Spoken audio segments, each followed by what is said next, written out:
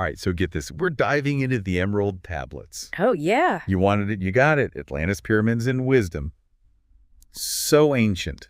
Ancient. It might just rewrite history Yeah. as we know it. I mean, it's incredible the excerpts you shared. Right. Claim these tablets are made of Like what? alchemically transmuted emerald, Ooh. resistant to the elements, indestructible. Indestructible. Yeah, and their author claims they were written 36,000 years ago. 36,000 years ago. By Thoth himself. By Thoth? An Atlantean priest king. Okay, 36,000 years? Yeah. That predates any civilization we know. Right. And this guy, He claims to have built the Great Pyramid as a vault. as a vault of Atlantean knowledge. That's right. A beacon for future generations. Exactly. Not Cheops. Nope. Thoth. Thoth built the Great Pyramid. That's a bold claim. It really is. It challenges everything we think we know. That's what makes this deep dive Right. so intriguing. All right, so what are we waiting for?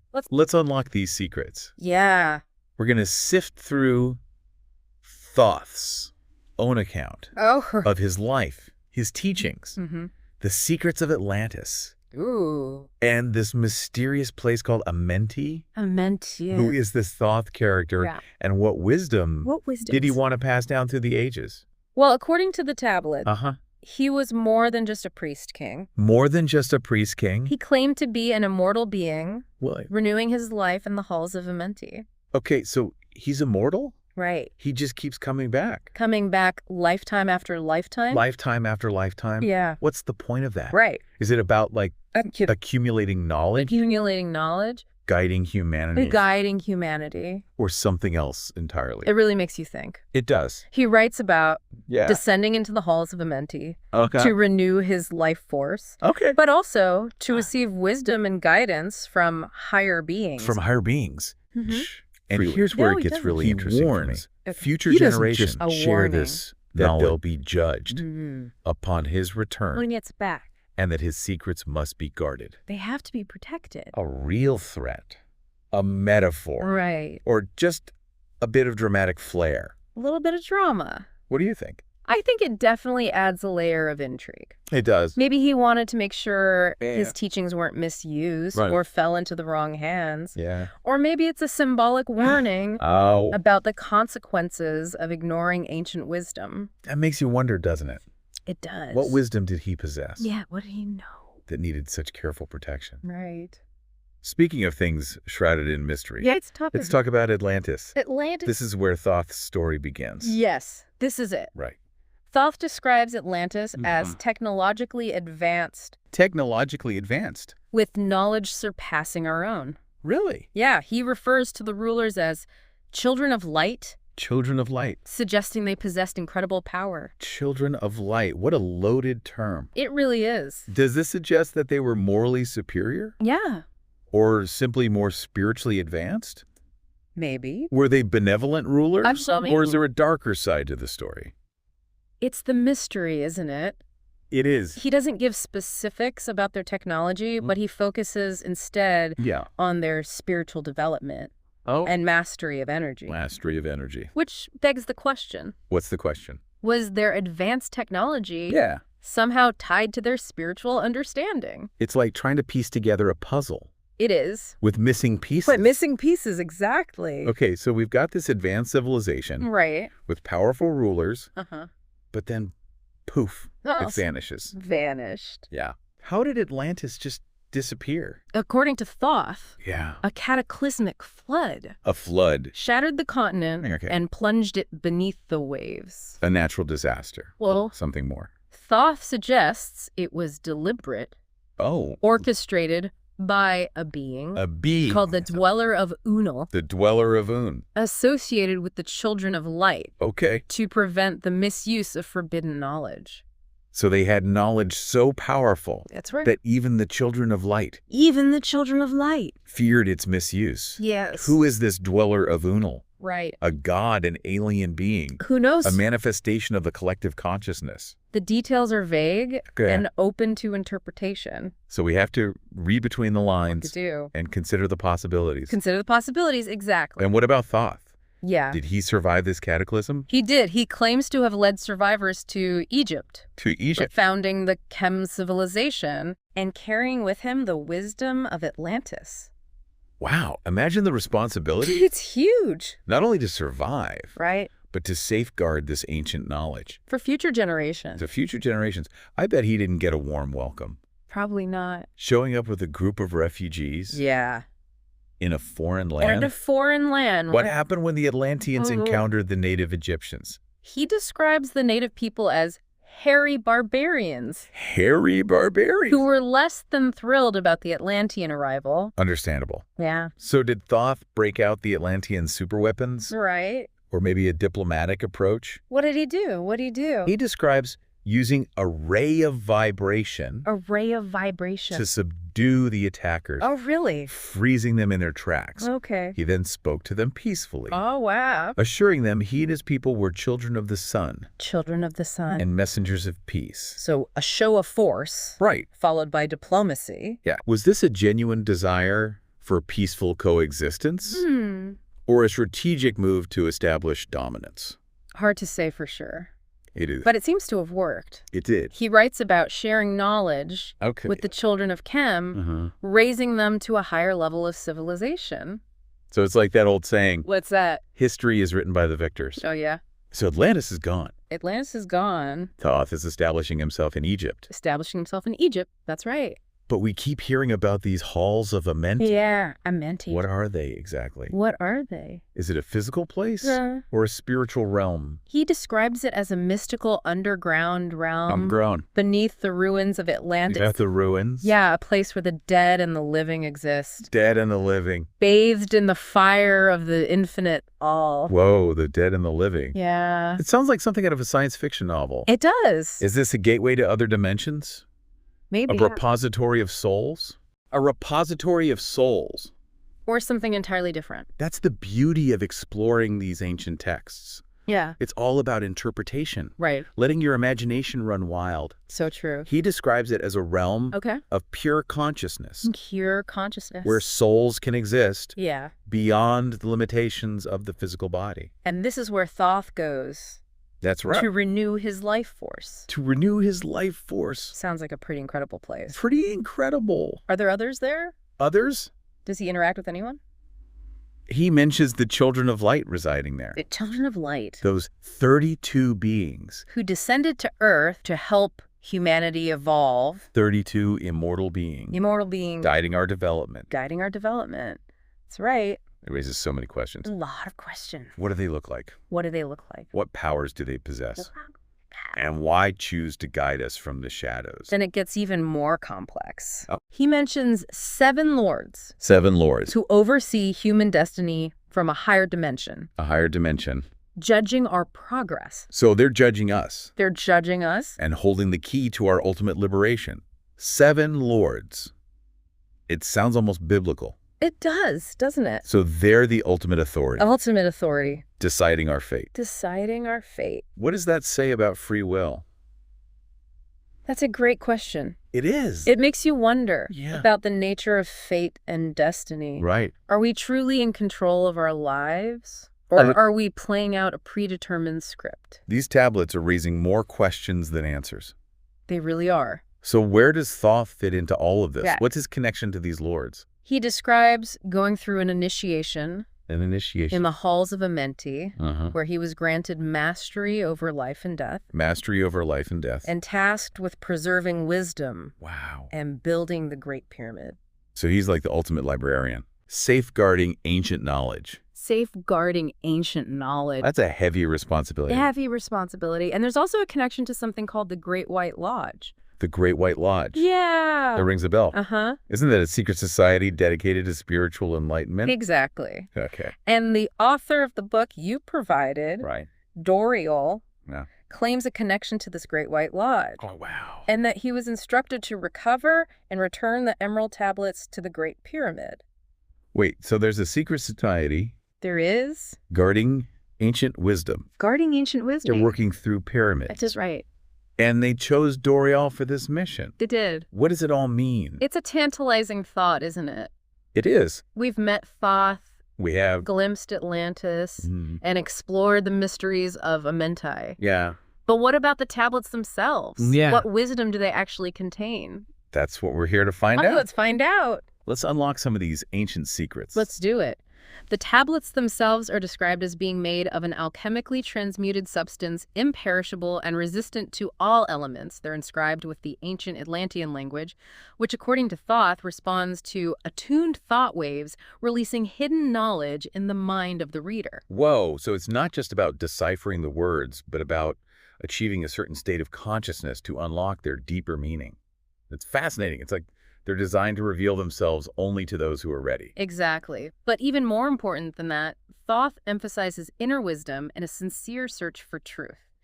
He seems to be saying that true knowledge isn't just about facts and information, but about connecting with something deeper within ourselves. You know, that really resonates with me. We live in a world obsessed with information overload, but how often do we stop to consider the deeper meaning behind it all? So what kind of truths are we talking about here? What are the key takeaways from these tablets? Well, one of the core teachings is the importance of balancing material and immaterial forces. Thoth emphasizes the power of inner fire, which he describes as the most potent of all forces, capable of overcoming and penetrating all things. Inner fire. It's such a powerful image.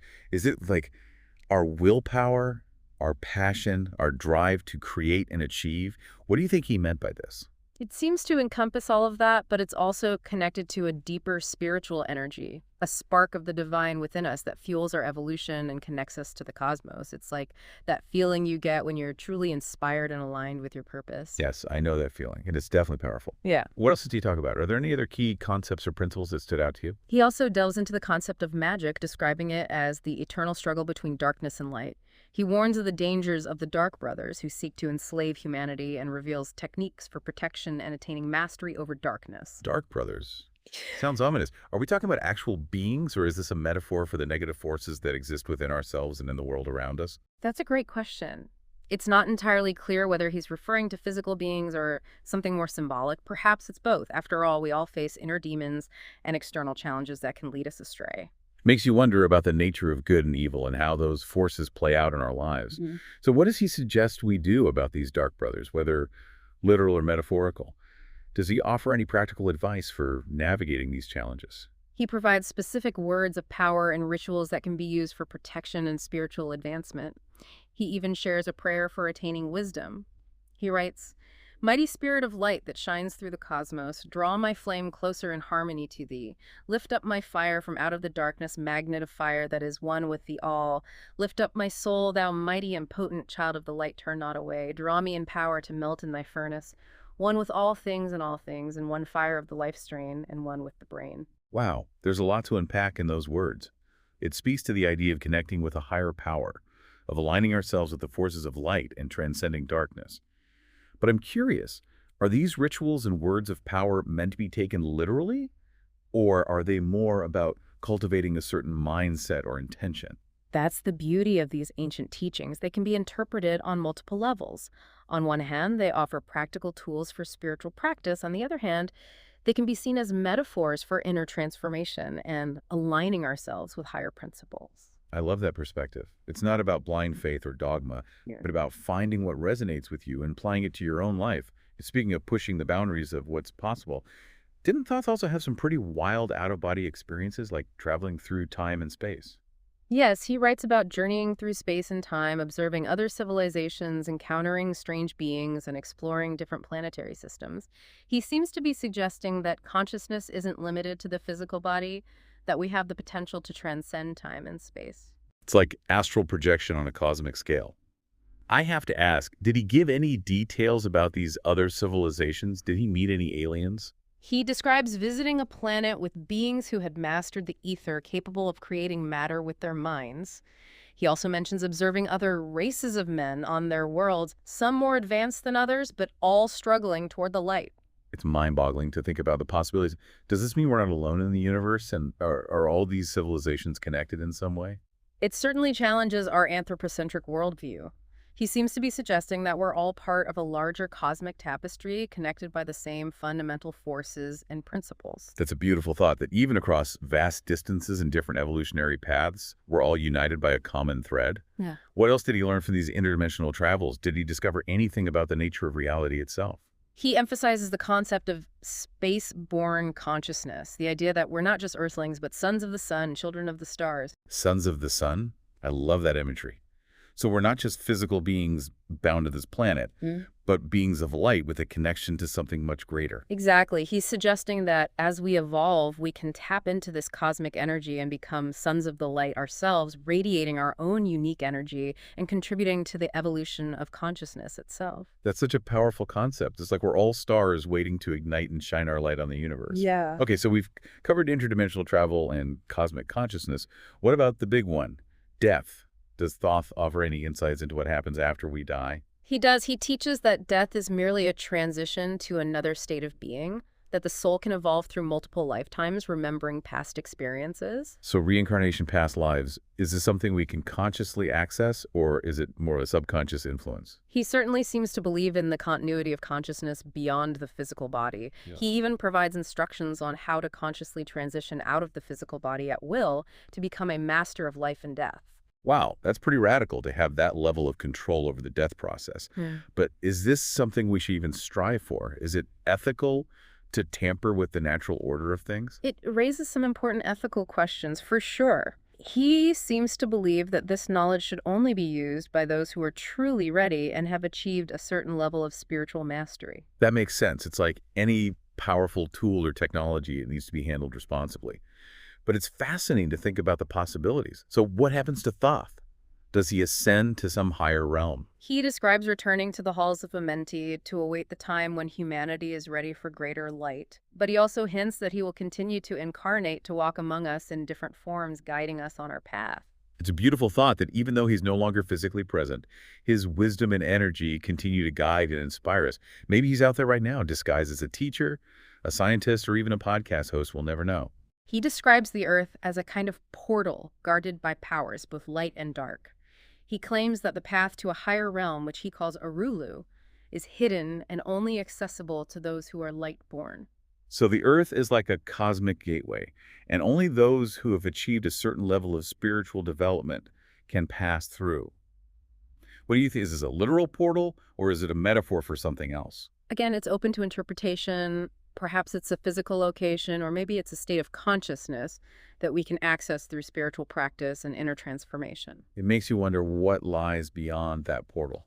What is Arulu like, and what does it mean to be light-born? He doesn't go into great detail about Arulu, but he describes it as a realm of pure light and love, a place of ultimate unity and spiritual fulfillment. It sounds like a utopia, a place where we can finally shed our limitations and experience true freedom. But how do we get there? What does it take to become light-born? He seems to suggest that it's about aligning ourselves with the forces of light, cultivating inner wisdom and compassion, and transcending the darkness within ourselves and in the world around us. It's like a call to action, isn't it? To step into our full potential and become beacons of light in a world that often feels shrouded in darkness.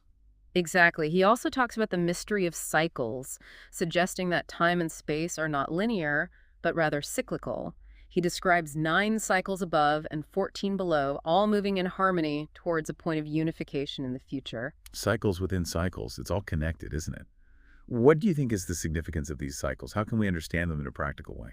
It's a complex concept, but it seems to be saying that everything is interconnected and part of a grand cosmic dance. Maybe it's about recognizing the patterns in our lives, the ebb and flow of energy, the cycles of creation and destruction. And maybe it's about understanding our place within these cycles, recognizing that we're not just isolated individuals, but part of a larger cosmic tapestry. Exactly, and that each cycle offers opportunities for growth, learning, and evolution. So what does this all mean? What's the takeaway for us here in the 21st century? Thoth's message is ultimately one of hope and empowerment. He suggests that we all have the potential to become children of light, to transcend the limitations of our physical existence, and achieve a state of spiritual mastery. He urges us to seek wisdom, to strive for balance, to conquer darkness with light. He wants us to level up to become the best versions of ourselves, and not just for our own benefit, but for the betterment of humanity and the universe as a whole. It's a powerful message. Precisely, and he reminds us that we are not alone in this journey. We are guided and supported by the Children of Light, the Lords of the Cycles, and even by Thoth himself, who promises to be with us in spirit, guiding our steps towards the light. It's like having a cosmic cheerleading squad rooting for us every step of the way. So even though he's gone, his wisdom lives on through these tablets. It's a legacy that continues to inspire and guide seekers of truth throughout the ages. Exactly, and he leaves us with a final message. Lift up your gaze to the light and never be fettered by darkness. Powerful words to live by.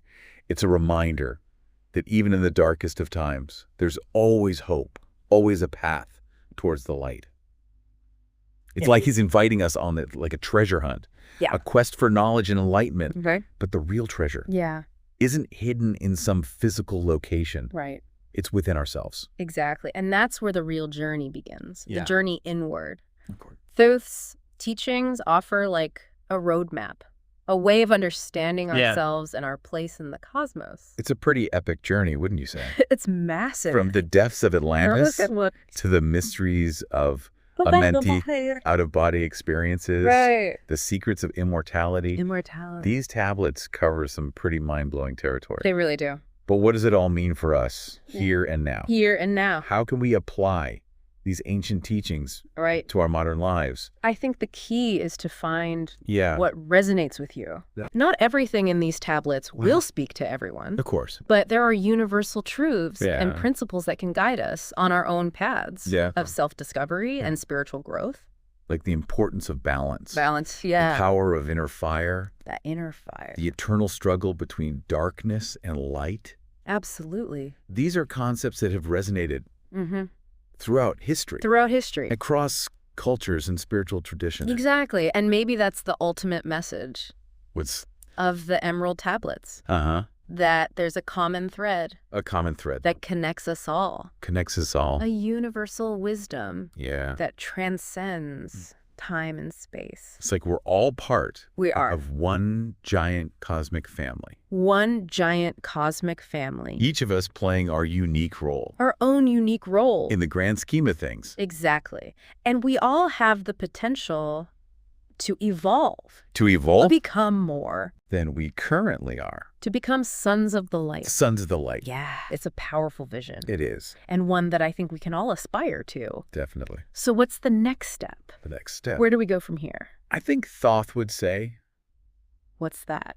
keep seeking, Seek. keep questioning, Questioning. keep exploring. Keep exploring. The journey doesn't end with Find these out. tablets. Doesn't end with the tablet. That's just a starting point. Starting A point. catalyst for further exploration and discovery. It's like he's given us a key, He have. but it's up to us to unlock the doors. It is up to us. And who knows what wonders we'll find who knows? on the other side. It's exciting, isn't it? That's the beauty of it. The Yeah. mystery, the unknown, The the infinite possibilities that await us. infinite possibilities. It's enough to make you want to jump out of your seat Yeah. and start exploring. Get out there. And maybe that's exactly what Thoth intended, Maybe it is to inspire us, to inspire us, to awaken our curiosity, awaken that curiosity. to set us on a path of it's lifelong learning and discovery. the goal. So to all you listeners out there, Yeah. keep seeking the light, Seek the light. keep asking questions, Ask those questions. and never stop exploring the mysteries of the universe, The mysteries of the universe. both within and without. Absolutely. And remember, sometimes the deepest truths are hidden in the most unexpected places. Until next time, happy exploring.